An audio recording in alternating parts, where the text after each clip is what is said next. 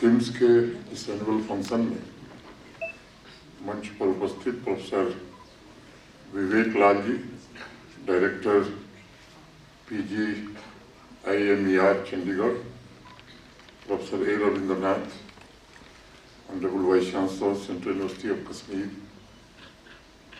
Professor doctor Sharad Kanhai साहब, director schemes, divisional commissioner Kashmir Shri Anshulgarh, professor Nazir Ahmad Kanhai, vice chancellor SKUAST Kashmir, Shri Vidhi Kumar Virdi, IG Kashmir, civil और police administration के हमारे सभी वरिष्ठ अधिकारी, क्षमा करिएगा मैं भूल गया, कुपवाड़ा के ऑनरेबल MLA फैयाज मीर साहब, स्किम्स के retired directors, deans, faculty members, health care community के सभी एजीज सम्मानित मेंबर्स, आपके बीच उपस्थित होकर मुझे अत्यंत प्रसन्नता का अनुभव हो रहा है। मैं सोच रहा था कि मेरे सम्मुख जिन दो लोगों ने अपनी बात कही वो दोनों इस प्रोफेशन के हैं। मेरा कोई वास्ता नहीं है मेडिकल प्रोफेशन से। मुझे ध्यान आ रहा था कि जब सीरियल टेलीविजन पर देखने की आदत पड़ी लोगों की, तो सीरियल के साथ साथ विज्ञापन भी बीच बीच में आता था। मुझे लगा विज्ञापन के तौर पर डायरेक्टर साहब ने मुझे आपके बीच उपस्थित कर दिया है, सीरियल आप तब से देख रहे थे। मैं कोशिश करूंगा कि विज्ञापन की जो मर्यादा है, सीमा है, उसका ध्यान रखूं।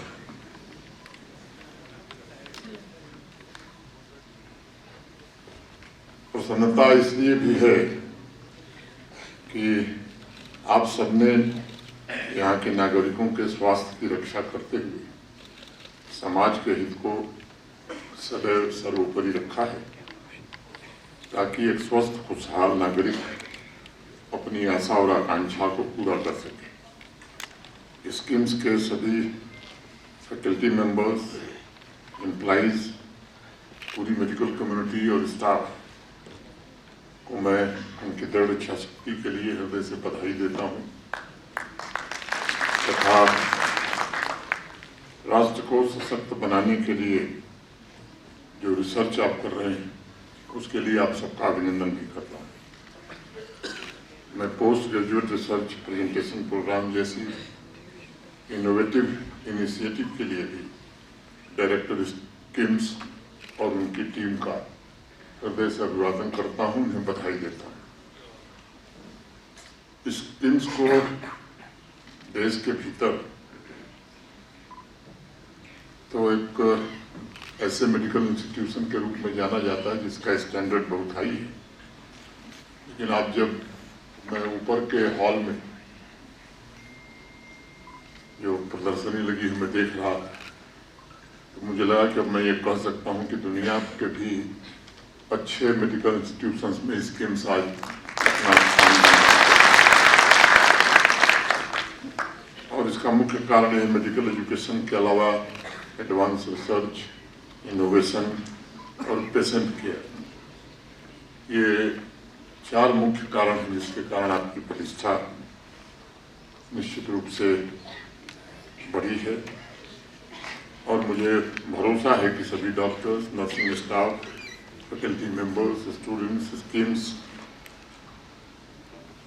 और हर एम्प्लॉई इस संस्थान के अभूतपूर्व विकास पर जरूर गर्व कर रहा होगा।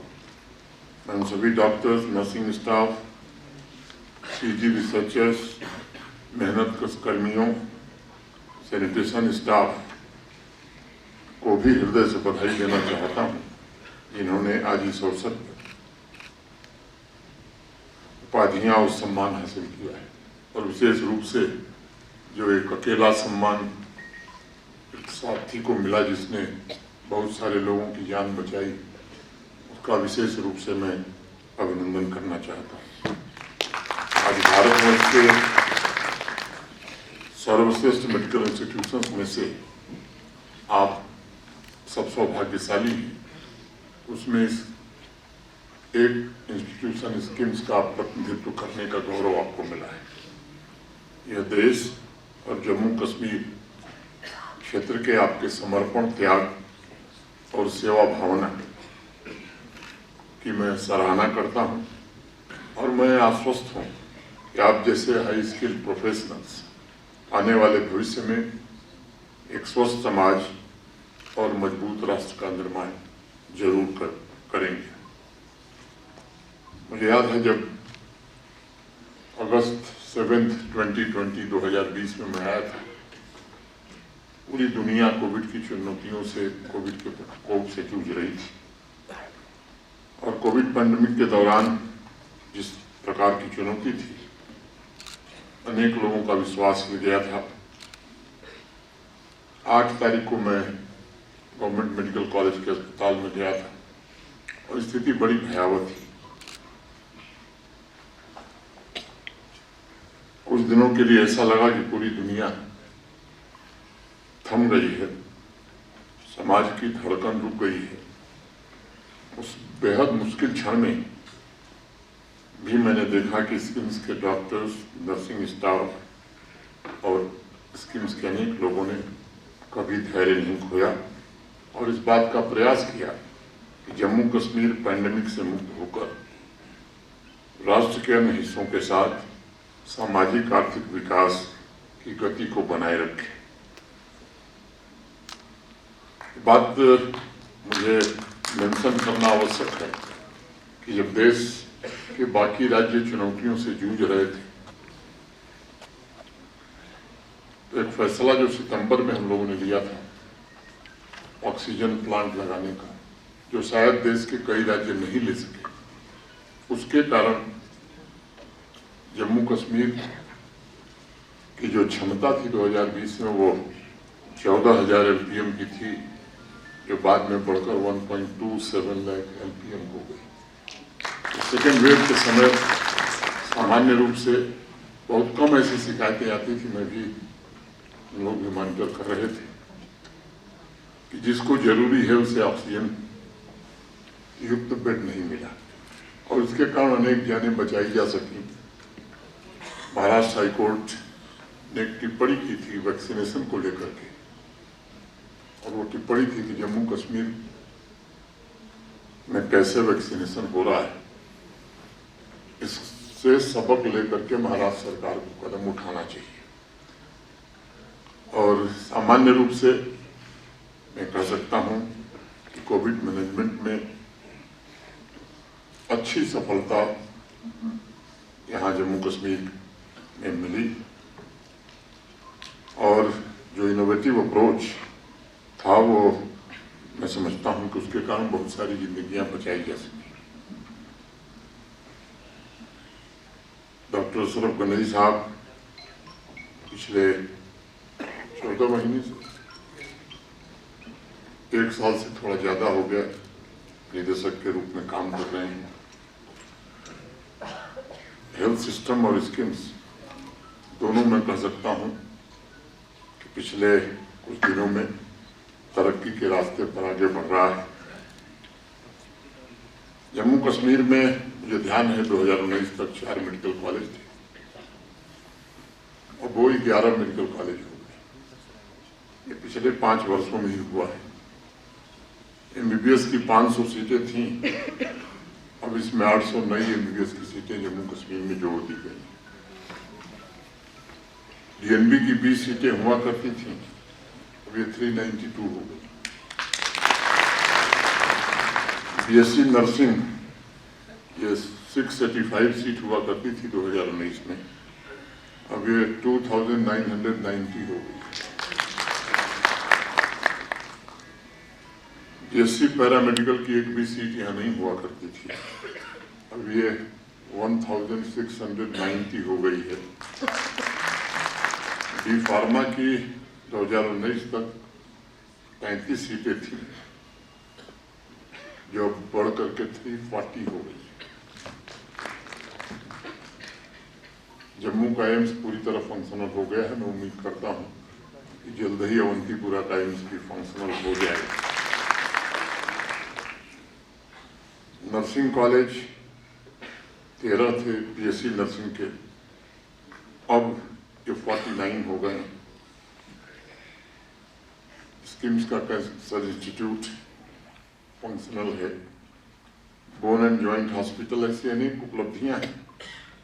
हर डिस्ट्रिक्ट हॉस्पिटल में डायलिसिस की सुविधा ये पिछले 4 वर्षों के अंदर ही जम्मू कश्मीर में प्रदान की गई है। हेल्थ एंड वेलनेस सेंटर आज 3126 अपनी सेवाएं प्रदान कर रहे हैं। ये 102 और 108 ये भी 2020 के बाद ही शुरू हुई है एम्बुलेंस। बड़ी संख्या में अब कहीं भी मुझे लगता है दिक्कत इसकी नहीं आती। और मैं जानता हूँ और मुझे लगता है कि इस हेल्थ सिस्टम को यहाँ तक पहुँचाने में भारत के वर्तमान प्रधानमंत्री आदरणीय नरेंद्र मोदी जी का बड़ा भारी योगदान रहा है। अभी डॉक्टर लाल बता रहे थे कि आयुष्मान के कारण ढेर सारे लोगों का किडनी ट्रांसप्लांट पीजीआई चंडीगढ़ में हो पा रहा है। उस समय मैंने उन्हें बताया चंडीगढ़ में जिन लोगों को आयुष्मान की सुविधा मिल रही है उससे ज़्यादा बड़ी संख्या में जम्मू कश्मीर में हर व्यक्ति को ये सुविधा प्राप्त है। PMJAY सेहत, और मैं समझता हूँ कि हेल्थ इंफ्रास्ट्रक्चर की बढ़ोतरी के कारण ये ठीक है कि डॉक्टर साहब जब आंकड़े पढ़ रहे थे कि आउटडोर में इतने पेशेंट आ रहे हैं, इतने पेशेंट को हम एडमिट कर रहे हैं, लेकिन पूरे जम्मू कश्मीर में खासतौर से कश्मीर संभाग में नए मेडिकल कॉलेज और हेल्थ इंफ्रास्ट्रक्चर बढ़ने से स्कीम्स पर दबाव भी निश्चित रूप से कम हुआ है। नहीं वो बना होता तो शायद आप कल्पना करिए कि स्कीम्स में कितने लोग आते।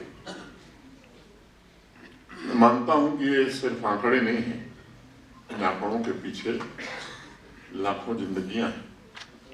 इन आंकड़ों के पीछे प्रतिबद्धता है कि हर नागरिक को बिना किसी भेदभाव के, बिना फाइनेंशियल बर्डन के क्वालिटी हेल्थ केयर मिल सके। हेल्थ इंफ्रास्ट्रक्चर में जो वृद्धि हुई है उसमें माननीय प्रधानमंत्री जी की दूरदर्शी सोच एक बड़ा कारण रही है। And today I can confidently tell you that between August 2020 to 2024, healthcare system of Jammu Kashmir has undergone profound transformation with the people first approach. It was our personal commitment during the very first meeting on August 2020 to ensure quality healthcare is accessible and affordable to all the citizens, especially the underprivileged and those living in far-flung areas. Our message to the medical community was clear: do not just treat patients, but nurture the union territory. So it is stronger and self-reliant. I personally reached out to every panchayat, every block, and every town to make sure healthcare become a right, and even migrant tribal population have the same dignity, care, and hope which is provided to any urban area. मित्रों, सस्ती और सुलभ स्वास्थ्य सेवा सुनिश्चित करने के लिए होल ऑफ गवर्नमेंट अप्रोच से पिछले 5 वर्षों में अच्छा काम हुआ है। मेडिकल कम्युनिटी और आम आदमी को ये जानने की जरूरत है कि जम्मू कश्मीर को स्वास्थ्य सेवा के लिए बेहतरीन क्षेत्रों में से एक बनाने के लिए काफी लोगों ने बड़ी मेहनत की है।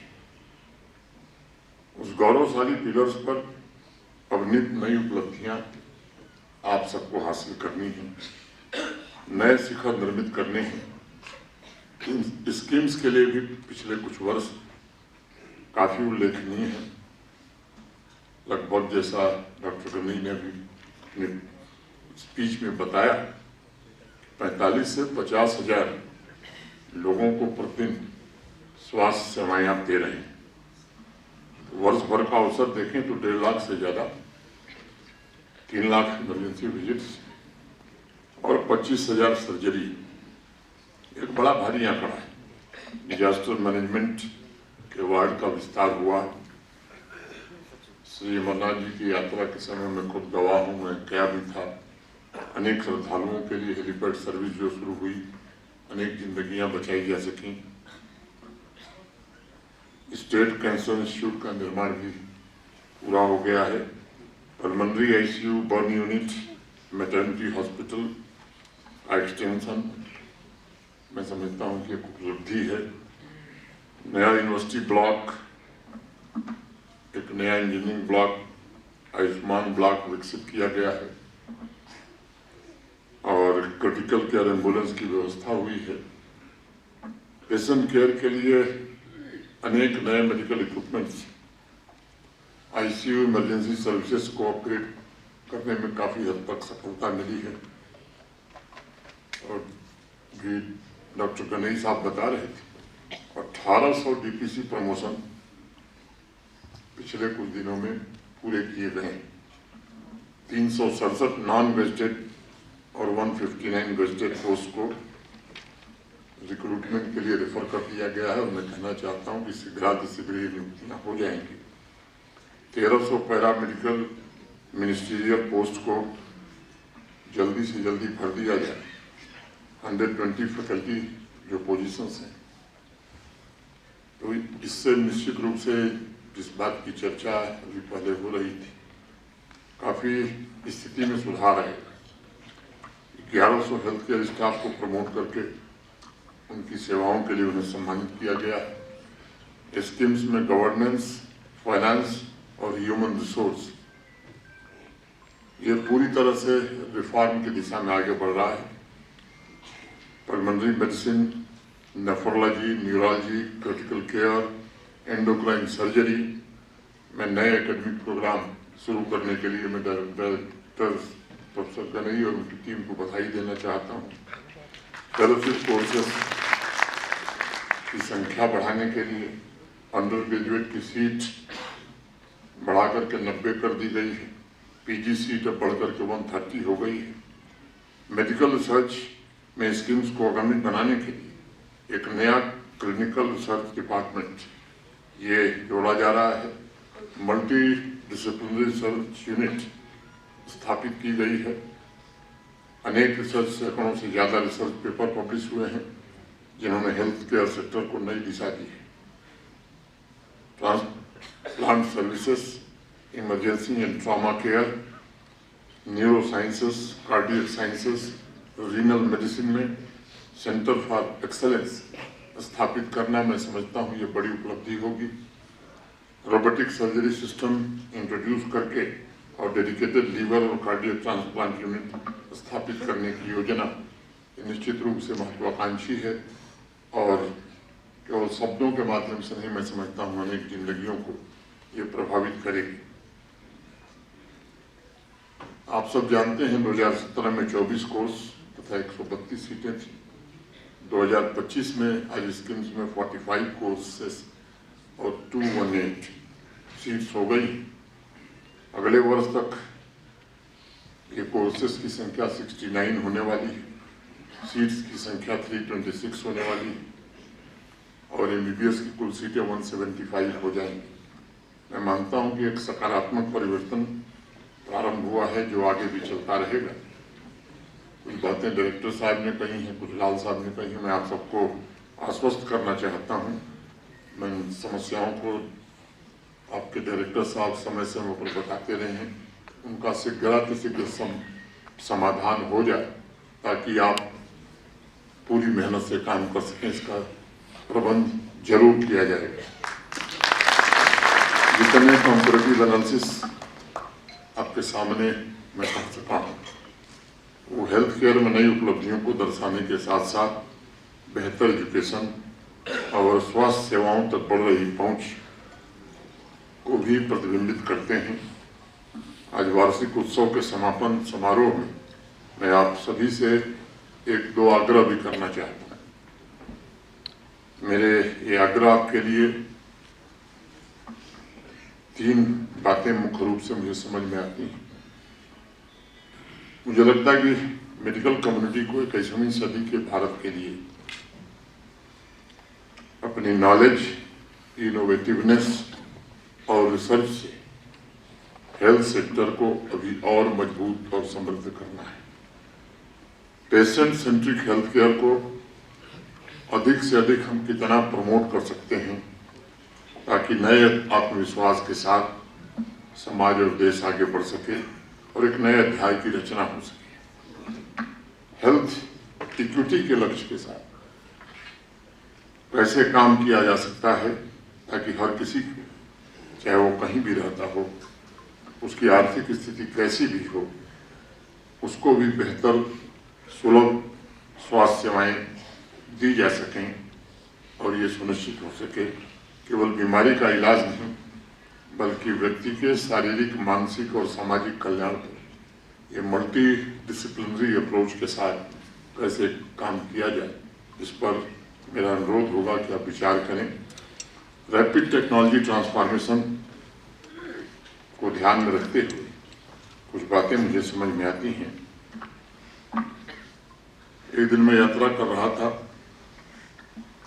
लंबी यात्रा थी, तो टाइम मैगजीन के 24 नवंबर का एडिशन मेरे पास था, मैं उसे देख रहा था। उसकी कवर स्टोरी थी कि कैसे टेक्नोलॉजी की मदद से एक महिला को दोबारा अपने आंखों की रोशनी प्राप्त हो गई है। उस कहानी से मुझे लगता है कि ये जरूर हमें प्रेरणा मिलती है कि कैसे टेक्नोलॉजी जीवन को बदल रहा है और आने वाले समय में पूरी दुनिया को और बदलेगा। और इसलिए हेल्थ केयर में बहुआयामी दृष्टिकोण, मल्टी फेसेटेड अप्रोच की सख्त आवश्यकता है और कटिंग एज टेक्नोलॉजी का लाभ उठाकर नए केयर मॉडल, एक्सेसिबिलिटी तथा प्रिवेंशन पर कैसे काम किया जा सकता है, इस पर मुझे लगता है कि सोचने की आवश्यकता है।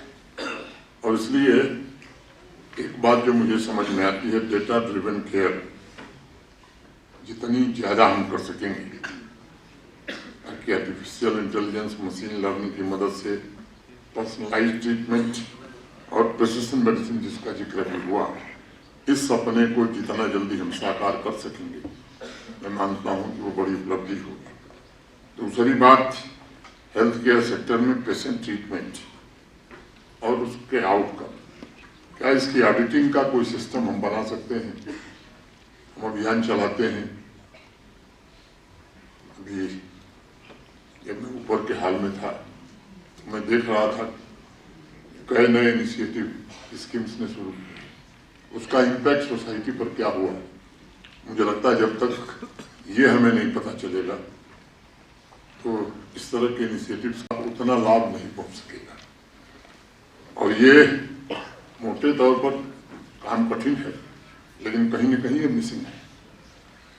हम जो ट्रीटमेंट कर रहे हैं या जिस केयर मॉडल से हम प्रिवेंशन पर काम कर रहे हैं, वो प्रभावी कितना है, ये जानना भी उतना ही जरूरी है ताकि आउटकम केंद्रित हेल्थ केयर की एक व्यवस्था, जो जिम्मेदार व्यवस्था हो, ऐसी व्यवस्था बनाई जा सके।